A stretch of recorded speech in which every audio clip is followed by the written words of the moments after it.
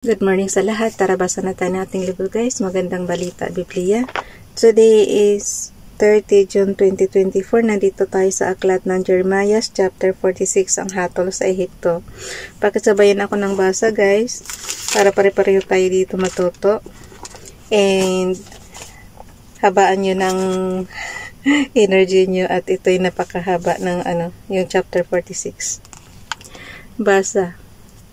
Jeremiah chapter 46 verse 1. Ito ang sinabi ni Yahweh kay propeta Jeremiah tungkol sa mga bansa. Verse 2, tungkol sa Ehipto sa hukbo ni Faraon Neco na nilupig ni Haring Nebukadnezar ng Babylonia samantalang sila'y nakahimpil sa may ilog Euphrates sa Carchemish noong ika-4 na taon ng paghahari sa Juda ni Jehoiakim, anak ni Josias. Verse 3, ihanda ninyo ang inyong mga kalasag at sumugod sa digmaan. Verse 4, lagyan ninyo ng sapin ang mga kabayo at sakyan ng mga mangangabayo.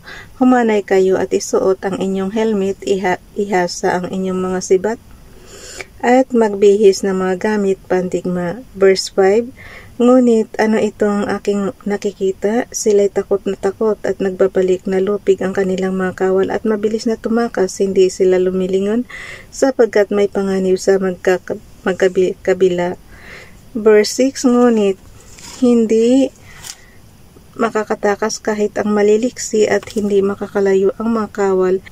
Sila'y nabuwal at namatay sa may ilog Euphrates sa gawing hilaga. Okay guys, nandito na tayo sa aklat ng Jeremiah chapter 46 verse 7. Sino itong bumabangon katulad ng Nilo gaya ng mga ilog na ang tubig ay malakas na umaalon? Verse 8, ang Ehipto ang bumabangon tulad ng Nilo gaya ng ilog na umaalon. Sabi niya, ako'y babangon, aapawan ko ang lupa, wawasakin ang mga lunsod at lilipulin ang naninirahan doon. Verse 9, lumusob kayo, mga ngabayo, sumugod kayong nasa mga karwahe, sumalakay kayo, mga mandirigma, mga lalaking taga-Ethiopia at Libya at nabihasang humawak ng kalasag. Kayo ring Tagalod nasanay sa pagpana. Verse 10, ang araw na iyon ay araw ni Yahweh, ang makapangyarihang Panginoon, araw ng paghihiganti niya sa mga kaaway. Ang tabak ay parang gutom na kakain at hindi hihinto hanggang hindi busog. Iinumin nito ang kanilang dugo at ihahandog ni Yahweh ang mga bangkay nila sa lupain sa hilaga sa may ilog Euphrates. Verse 11. Umakyat ka sa gilid, kumuha ka roon ng panlunas. Walang bisa ang maraming gamot na ginamit mo. Hindi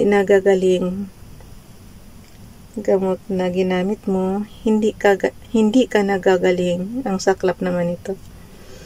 Verse 12, nabalitaan ng mga bansa ang kahihiyan mo at umalingaw-ngaw sa sanlibutan ang iyong sigaw na tisod ang kawal sa kapwa-kawal, sila'y magkasabay na nabuwal.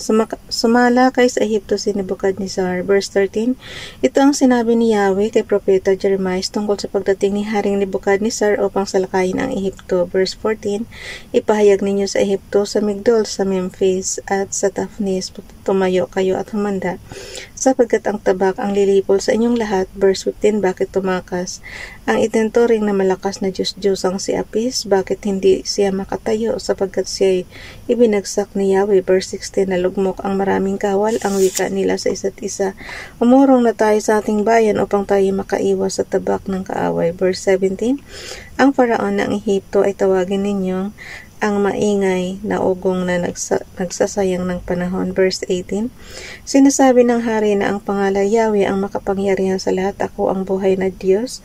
Gaya ng Tabor sa gitna ng mga bundok at ng Carmelo sa may tabing dagat, gayon ang lakas ng isang sasalakay sa inyo.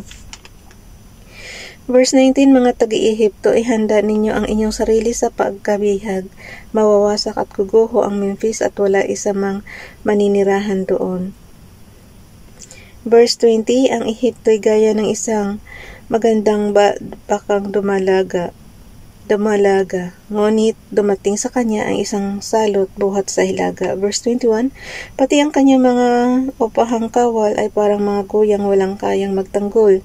Nagbalik sila na magkakasamang tumakas sapagkat sila'y hindi nakatagal. Dumating na ang araw ng kanilang kapahamakan, oras na ng kanilang kaparusahan. Verse 22, siya'y dahan-dahang tumakas gaya ng ahas na gumagapang napapalayo sapagkat dumating ang makapangyarihang kaaway, may dalang mga palakol tulad ng mamumutol ng mga punong kahoy. Verse 23, puputulin nito ang mga punong kahoy sa kanyang kagubatan. Sabi ni Yahweh, bagamat ito'y mahirap pasukin, mas marami sila kaysa mga balang at halos hindi mabilang.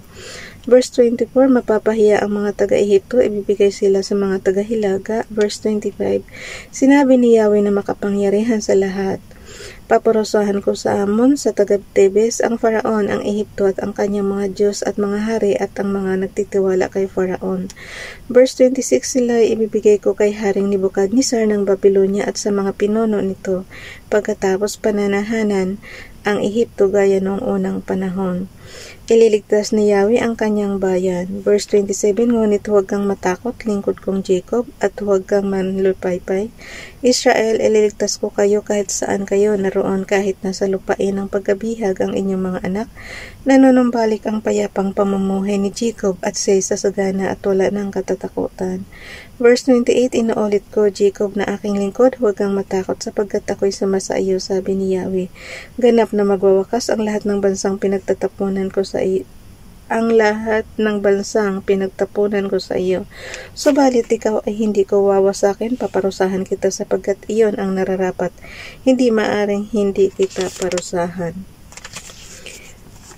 Bukas na itong guys, chapter 47. O kaya pa, maiksi lang naman ang chapter 47. Ang pahayag ni Yahweh tungkol sa mga Filisteo. Jeremiah chapter 47 verse 1. Ito ang pahayag na tinanggap ni Jeremiah kay Yahweh tungkol sa mga Filisteo bago sinalakay ni Faraon ang Gaza. Hala, very popular itong Gaza guys. Ngayon naririnig din natin to ngayon Verse 2, tumataas ang tubig sa hilaga at babaha ito'y aapaw sa buong lupain. Magpapasaklulo ang mga tao, maghihiyawan sa matinding takot. Verse 3, maririnig ang ingay ng yabag ng mga kabayo, ang paghagibis ng mga karwahe, hindi na maalala ng mga magulang ang kanilang mga anak, manghihina ang kanilang mga kamay. Verse 4, sapagkat dumating na ang araw ng pagkawasak ng mga Filisteo, ang pinakahuling magtatanggol sa Tiro at Sidon ay babagsak sapagkat lilipulin ni Yahweh ang mga Filisteo ang nalabi sa baybayin ng Kaftor.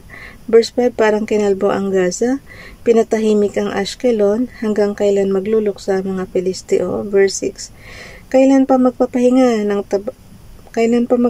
ang tabak ni Yahweh, lumigpit ka na sa kaluban at doon manahimik. Jeremiah chapter 47 verse 7, paano naman itong magpapahinga? Hindi pa tapos ang gawaing itinakda sa kanya ni Yahweh laban sa Ashkelon at kapatagang malapit sa dagat. Doon nakatakda ang gawain nito. Bukas na talaga itong chapter 48 guys. At ako'y pawis na. Tingnan mo naman yung damit ko kahit nakaano na. Inano ko na sa kilikili. Pinagpawisan pa rin yung kilikili natin. Okay, bukas is July na bukas guys. Ang bilis talaga ng naka 1 month na rin ako dito mula ng bakasyon natin 1 month and 1 week na ako dito. July 01, 2024. Okay. Bye everyone. God bless.